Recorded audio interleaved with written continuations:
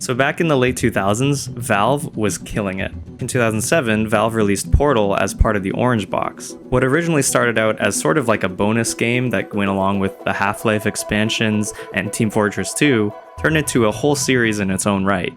I had Orange Box back in the day, and Portal was a big part of that experience. So if you haven't played Portal yet, it's a first-person puzzle game that came out in 2007, and it's honestly a game that hasn't aged a day. I've played through that game a whole bunch of times, and I think it really stands up after all these years. There's really just nothing like Portal. And when it came out, it, alongside the rest of the Orange Box, made huge waves in gaming and internet culture. I have a lot of nostalgia for all the memes that came out of the Orange Box and Portal, even though these days they're a little cringy. The portal will open in 3, 2, 1. Every once in a while, I do like to give Portal a go because it's such a short game and it's fun to just breeze through when you know what you're doing. But of course, being a puzzle game, it's not as satisfying as the first time you solved it. While there is a lot of content to do in Portal 2, the sequel from 2011, and you could also play some mods and map packs, it's rare for Valve to release any new content for the Portal games. But after my last Valve video, I was reminded by a comment that Portal on 360 was released with additional bonus content in the form of an Xbox Live Arcade version called Portal Still Alive. It's a standalone version of Portal that I've never played and I completely forgot about. So I figured let's check out Portal Still Alive.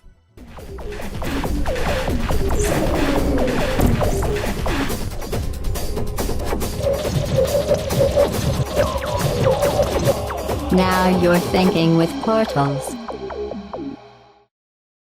So Portal Still Alive came out exclusively for the 360 and never made its way to the PS3. It released a year after Portal was released as part of the Orange Box, but in that short year, the Portal fanbase had grown much bigger. And this of course meant that there were lots of fan games and mods. Don't worry, you'll see where this is going.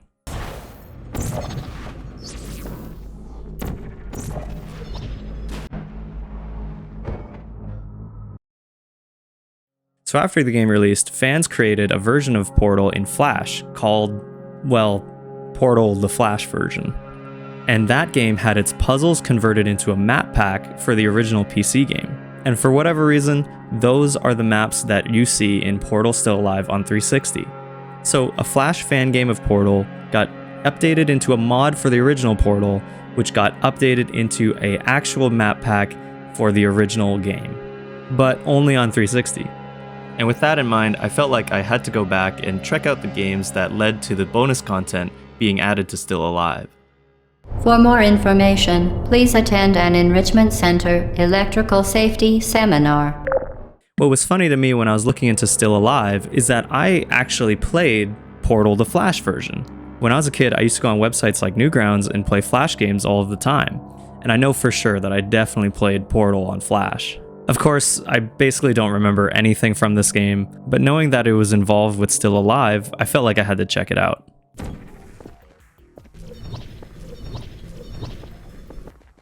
For what it is, Flash Portal is really impressive, but the control, like a lot of Flash games, is pretty finicky. While I used to play games like this all the time, it's pretty tough to go back to a lot of these Flash games, and since it's a 2D side-scrolling game, the map design is completely different than in your typical Portal game. Without that third dimension, a lot of the chambers are based on vertical movement. So the puzzles are very timing-based and involve a lot of action, for lack of a better word. I did like having the ability to reset your portals though, and it adds a lot of puzzle elements to the base game. Portal on Flash is a lot happier with loading the game up with turrets, and you'll end up doing a lot of portal flinging. I had a lot of fun with Flash Portal, but I really couldn't handle the slipperiness, so I gave it a bit of time and then dropped it. Who knows, maybe I finished it 15 years ago and I just forgot, but I didn't really want to get to the end myself. I decided instead that I'd go play the map pack version of Flash Portal and check that out. For over 3 years, the Aperture Science Portal project has been the cornerstone of our aggressive recruitment program.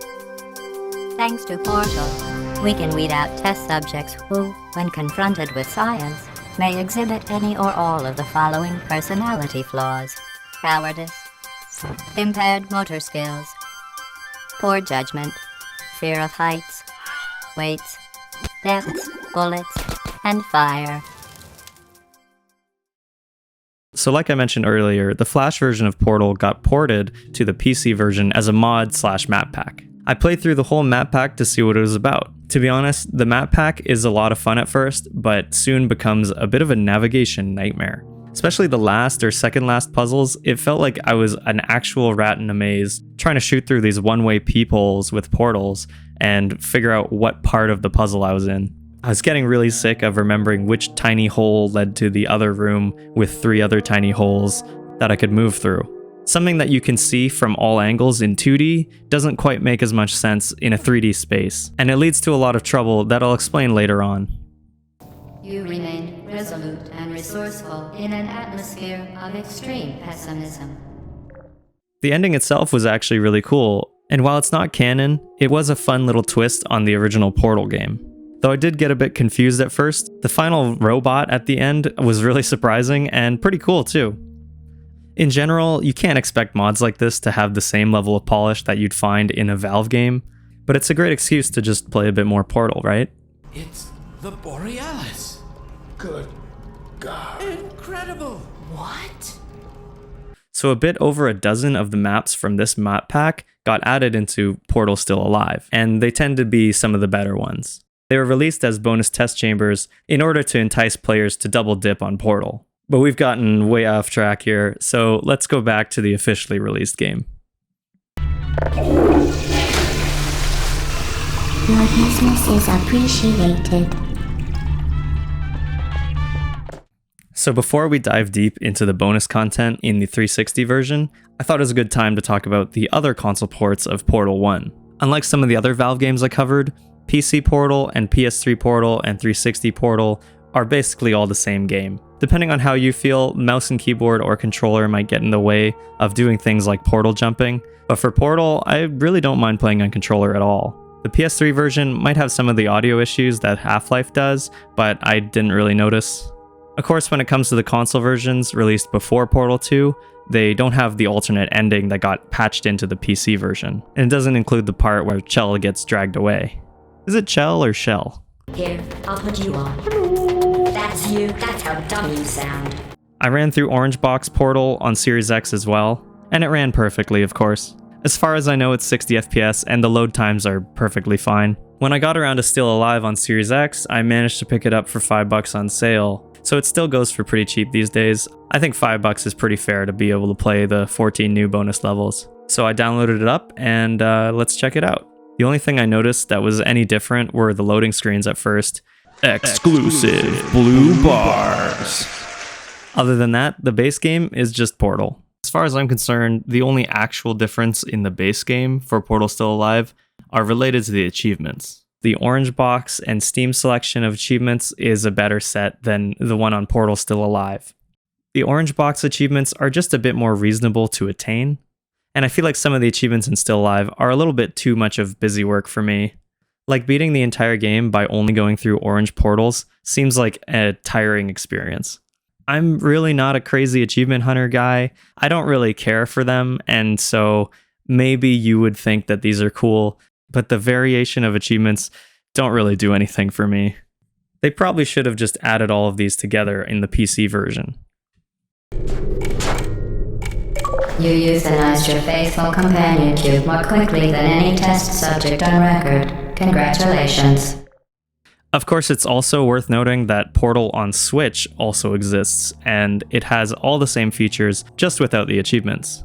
As far as I'm aware, Portal on Switch even has the Still Alive bonus content, which was the first time it had been officially re-released since 2008.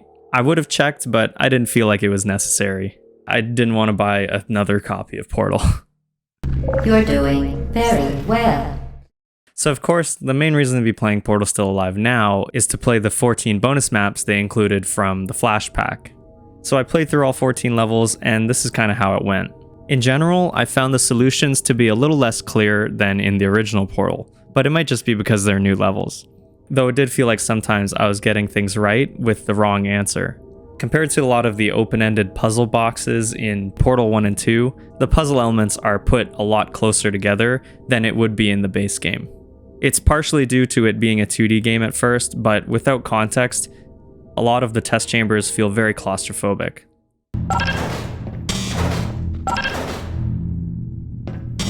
There are also a few sections that were altered from the original map pack. Like this section here with the cubes gave me a lot of trouble on the PC map. It was really frustrating to carry these boxes up and down while trying to jump and shoot this portal in a tiny little gap. But it seems like they took that concept and fixed it in Still Alive. I did notice that a few too many puzzles in Still Alive are sort of like linear loops that just spit you back out into the main area so that you can unload the cube that you got as a reward for completing the last area. I think that the verticality and compact structure of the puzzles make them a bit harder than they actually were, because you had to use so much more spatial awareness to remember exactly where things were because everything was blocked off by walls. So for example, this puzzle in the 2D Flash version took me 5 seconds because the puzzle was all laid out and I could clearly tell where things were going. By the 5th test chamber, they added these electricity floors which turn on periodically, but I didn't really find these as very good puzzle elements. They didn't add much interesting to a puzzle, and they're a good example of the way that this map pack sort of incorporates jumping and action as more of its draw. You kind of end up just waiting for them to turn on and off, and if you don't, you're punished with death. Turrets are seemingly more common than they are in the base game, and there's a lot more moments where you're meant to just fling yourself. Not that it's inherently bad or anything, flying out of portals will always be fun, but it's just not as interesting as the base game's puzzles, and especially compared to the things that you see in like Portal 2. It often means that there are parts where you have to throw a portal while you're moving really fast, which can be a little disorienting, and it's not something that the base game does a lot for a reason.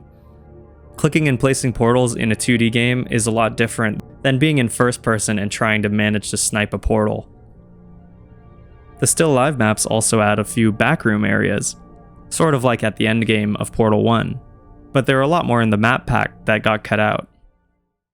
The Phantom, exterior like fish eggs, interior like suicide wrist rags. I could exercise you, this could be your phys ed. Cheat on your man, homie. Ah, I tried to sneak through the door, man.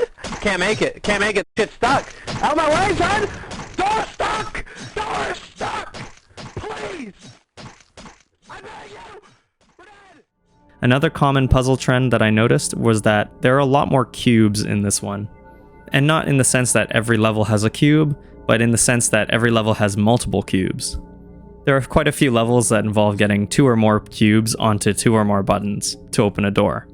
There's also a segment with crushers, which were originally cut from Portal 1 and added back into Portal 2. The final puzzle in Still Alive, and really a lot of them, remind me of the Portal 2 map maker. I don't know why, but I could swear that I tried to make a multi-cube, multi-button puzzle just like this, where your whole goal is to collect cubes and put them on a button. Quite a few mechanics also made it from this game into Portal 2. Mechanics like the hard light bridges and spherical cubes ended up in Portal 2 as well. There are also these cube killing buttons, which I thought were a bit cute, and I think they're unique to this game. It's hard to say if Valve would have came up with these ideas on their own anyway, but it's safe to say that they took some level of inspiration from this. That's where you come in. We need blueprints. We're about to run the greatest con game in the history of the multiverse, and you are the bottleneck. Yes, you. Get back to work. It's hard to imagine that some of these ideas came from a Flash fan game and somehow made their way all the way over to Portal 2. Once you get to the end of Portal Still Alive, it does end a bit anticlimactically. I finished the 14th bonus chamber, and that was it. There was no achievement or anything.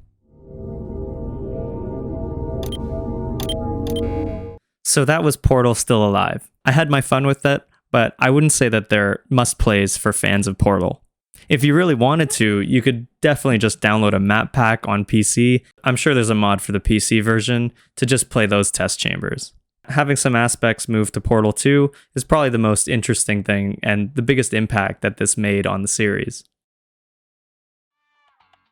Alright, so if you made it this far into the video, please consider subscribing. I'd really appreciate it. Have you played any of these Flash Portal derivatives? Or maybe until now you haven't heard of Still Alive at all. If you like this video, stay tuned because I'm going to be covering PS3 Portal 2 and its exclusive content for PS Move.